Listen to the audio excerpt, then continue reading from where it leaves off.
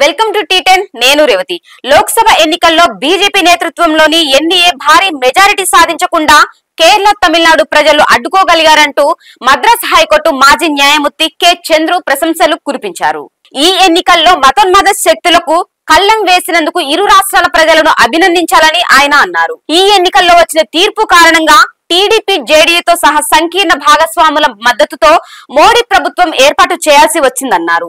Forum for gender equality among Muslims ఈ నెల 5న నిర్వహించిన సమానత్వ సదస్సులో జస్టిస్ చంద్రు మాట్లాడారు। రాజ్యాంగంలో పేర్కొన్నట్లుగా చట్టం అనేది స్త్రీ పురుషులకు ఒకేలా ఉండాలన్నారు। 2029 తర్వాతనే మహిళా రిజర్వేషన్ బిల్లును అమలు చేస్తామని కేంద్రం తీసుకున్న వైఖరిని చంద్రు విమర్శించారు। చట్టాన్ని రూపొందించిన తర్వాత నిర్వహించిన మొదటి జనాభా లెక్కల నుండి తీసుకున్న గణాంకాల ప్రాతిపదికన నియోజకవర్గాల పునర్విభజన ప్రక్రియ చేపట్టిన తర్వాత అమలు చేస్తామనడాన్ని విమర్శించారు। వచ్చే సార్వత్రిక ఎన్నికల్లో గెలుపొందేందుకే ప్రధాని దీన్ని పక్కకు నెట్టివేశారని అర్థమవుతుందన్నారు। ఇది వాటి న్యూస్, చూస్తూనే ఉండండి టీ10।